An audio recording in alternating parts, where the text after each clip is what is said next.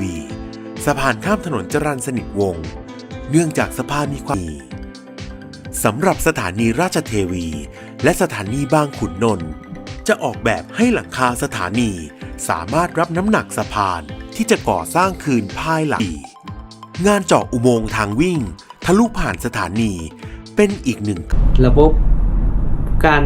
ก่อสร้างของเพิ่นเนาะแต่ก่อนก็สงสัยตลอดว่าเพิ่นเฮ็ดแนวใดเนาะเฮ็ดแนวใดกราบสบายดีและสวัสดีกันเบิดสู่ผู้ทุกคนมาพบกันกับเฮาเช่นเก่าเช่นเคยในช่องแมนทั่วซึ่งว่ามันก็มีสิ่งดีๆที่จะมานำเสนอมาเว้ามาเล่ากันตามเคยทุกคนถ้าจะถึงกรุงเทพนี่หลายๆคนก็สิฮู้กันเนาะว่าเป็นเมืองที่ว่าค่อนข้างใหญ่และก็มีความทันสมัยมีประชากรอาศัยอยู่หลายกันเลยและในนั้นก็ถือว่าเป็นเมืองที่ว่ามีระบบขนส่งที่ว่าค่อนข้างว่าทันสมัยครบครันว่าจะเป็นระบบขนส่งทางบกทางน้ำทางอากาศเนาะทุกคนและหนึ่งในนั้นก็ถือว่าระบบที่ทันสมัยที่สุดในกรุงเทพและก็ค่อนข้างว่าคนนิยมใส่และก็ถือว่าประสบผลสำเร็จที่สุดก็คือรถไฟฟ้าเนาะบ่ว่าจะเป็นระบบใต้ดินถึงดินเนาะทุกคนบ่ว่าจะเป็น MRT หรือว่า BRT ที่เฮาเห็นนะเนาะถือว่าพอแม่นใส่ก็เคยใส่เนาะสำหรับรถไฟฟ้าในหลายสายในกรุงเทพซึ่งว่าในปัจจุบันนี้ในกรุงเทพก็ถือว่ามีการพัฒนาทางรถไฟฟ้าระบบขนส่งอย่างต่อเนื่องบ่ว่าจะเป็นทาง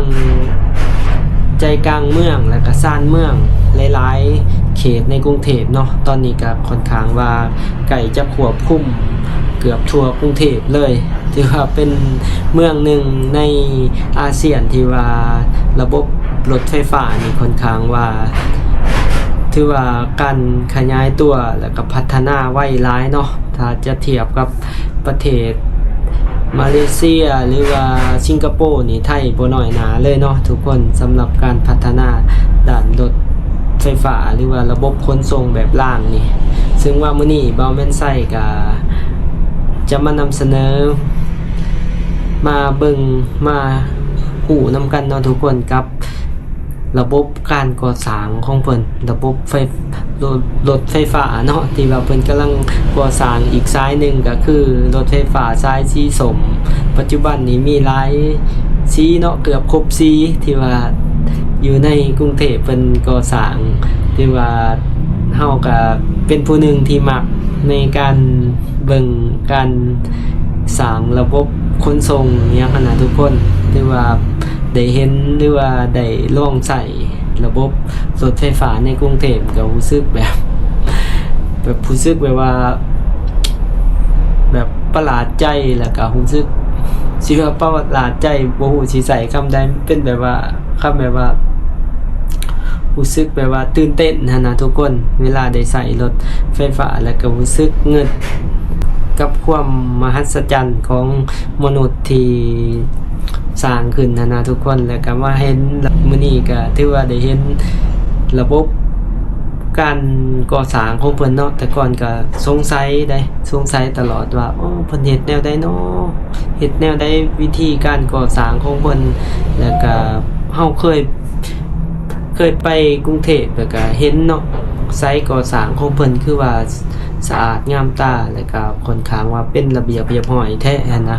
แล้วก็บ่เคยฮู้เกี่ยวกับระบบการก่อสร้างของเพิ่นต้องก่อสร้างจังใดก่อนมีระบบเป็นจังไดซึ่งว่ามื้อนี้ก็ได้เห็นคลิปหนึ่งของ2รฟม.แหละทุกคนของ2อันนี้เนาะของ2การรถไฟเพิ่นก็เลยสิมาเบิ่งแล้วก็มานำเสนอให้ทุกคนได้เบิ่งนำกันมาเบิ่งกันทุกคนครับคลิปนี้เนาะที่ว่าบ่าวแม่นไส้ก็เฮาก็ได้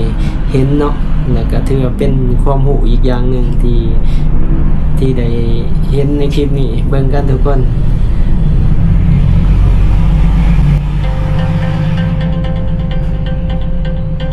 รฟม.กับระบบการก่อสร้างรถไฟฟ้าสายสีส้มเพิ่นเนาะรู้สึกว่าได้เบิ่งคลิปนี้รู้สึกว่า คัก หายความสงสัยหลายอัน โครงการรถไฟฟ้าสายสีส้มช่วงบางขุนนนท์ถึงศูนย์วัฒนธรรมแห่งประเทศไทยมีแนวเส้นทางเป็นโครงสร้างใต้ดินตลอดเส้นทางระยะทาง 13.4 กิโลเมตร 11 สถานี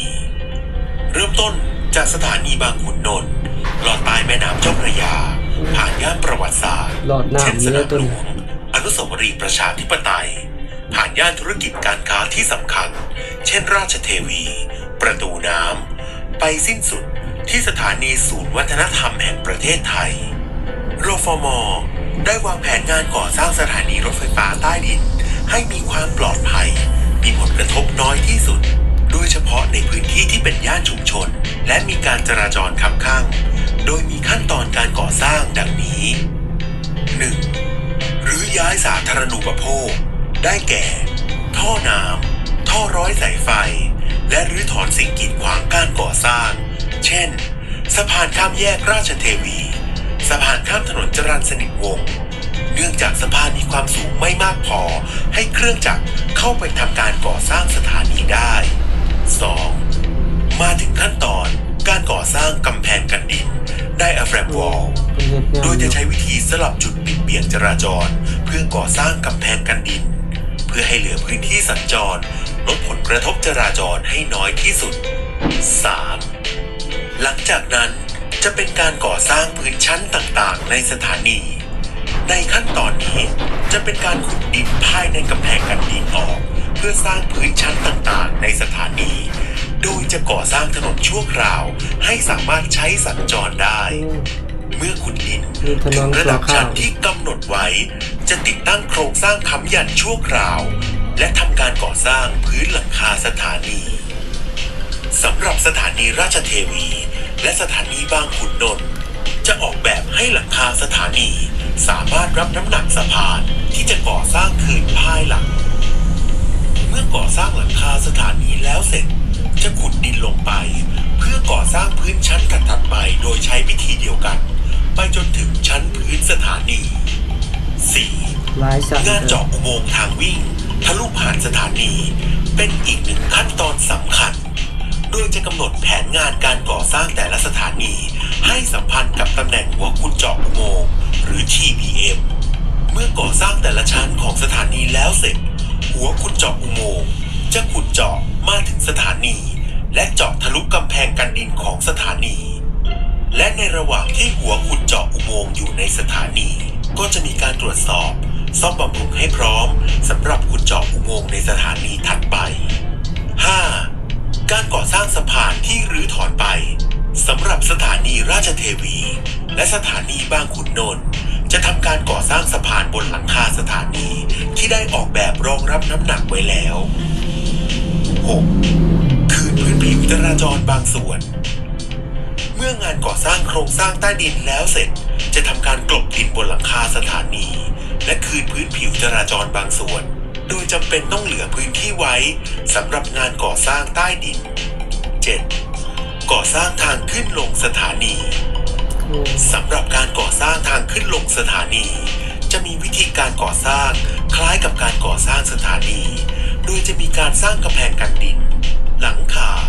และพื้นชั้นต่างๆตามที่กำหนดไว้ 8. คืนพื้นผิวจราจรทั้งหมดเมื่องานก่อสร้างโครงสร้างส่วนใหญ่แล้วเสร็จจะกลบดินและคืนพื้นผิวจราจรที่เหลือให้ใช้งานได้ตามเดิม 9. งานสถาปัตยกรรมภายในสถานี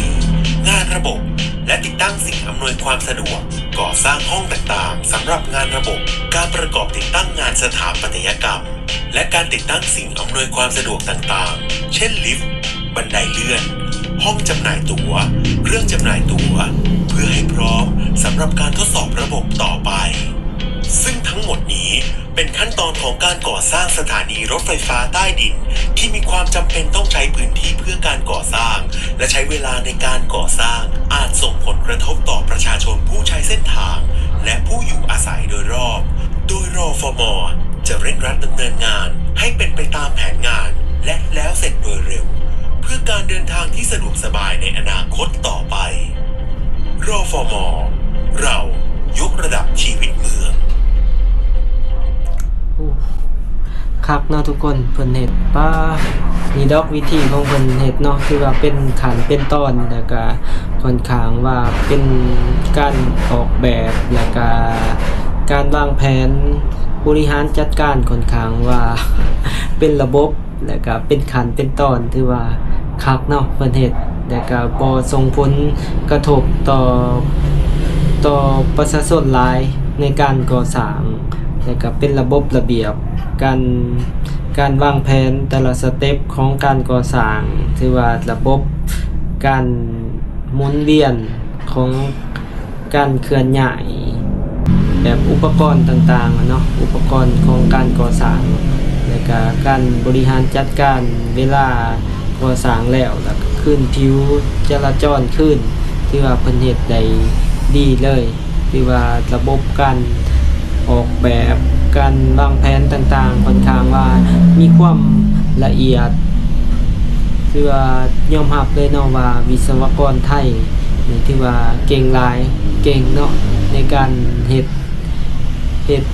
รถไฟฟ้านี่ที่ว่ามีวิศวกรเป็นคนไทยเองแล้วก็คนก่อสร้างต่างๆเนาะคือว่าเป็นคนไทยที่ว่าออกแบบวางแผนต่างๆในการก่อสร้างและก็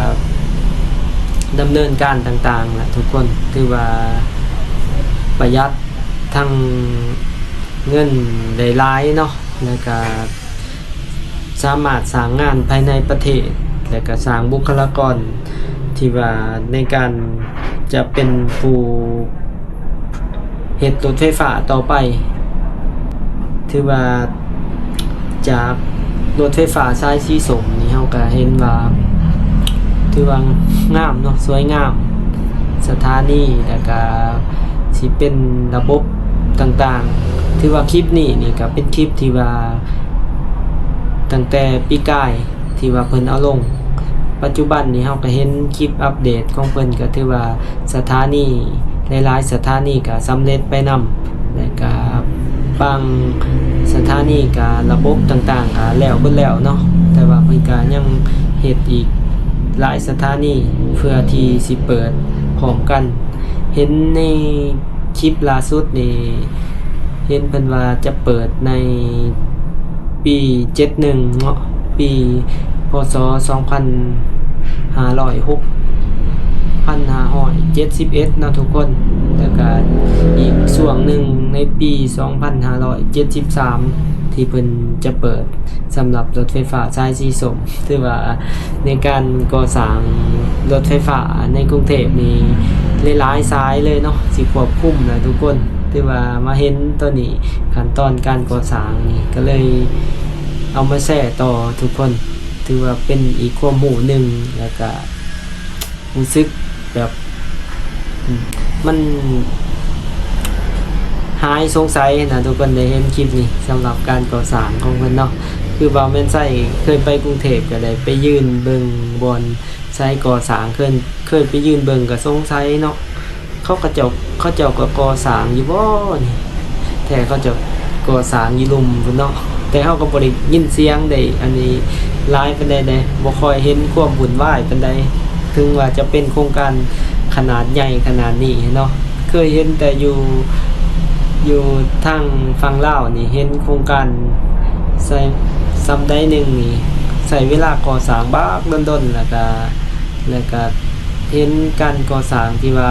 มีความวุ่นวายหลายในการก่อสร้างแต่ว่าไปเบิ่งเขาเจ้าก่อสร้างในกรุงเทพค่อนข้างว่าคือเงียบๆคือว่าแบบว่าโครงการบักใหญ่ๆแต่ว่าจักเขาเฮ็ดตอนใดบ่ฮู้นะเบิ่งว่าสำเร็จแล้วก็สำเร็จไปเลยแบบว่าคือจังว่าบ่มีความวุ่นวายปานใดในการก่อสร้างกันเฮ็ดนะบ่ค่อยเห็นปานใดนะทุกคนแต่ว่ามาเห็นระบบบริหารจัดการของคลิปนี้เนาะก็เริ่มหายสงสัยแล้วก็รู้สึกว่าโอ้มันเป็นระเบียบแล้วก็รู้สึกแบบว่าวิศวกรเพิ่นเก่งเนาะบริหารจัดการวางแผนแต่ละอย่างที่ว่ายอมรับเลยทุกคนที่ว่าเป็นอีกคลิปหนึ่งที่เฮาเฮ็ดให้เฮาฉลาดขึ้นอีกน้อยหนึ่ง เ เปิดเน็ตอีกหน่อยหนึงทุกคนก็สิประมาณนี้ทุกคนสำหรับการอัปเดตเลยครับมาเบิ่งเนาะวิธีการก่อสร้างของเพิ่นเลยประมาณนี้ทุกคนสำหรับในคลิปนี้ถ้าผู้ใดมักหรืออยากสนับสนุนกันก็อย่าลืมกดไลค์กดแชร์กด Subscribe เนาะและตอนนี้ก็เงินใช้ก็ต้องขอกล่าวคำว่าขอบคุณและก็ขอบใจสวัสดี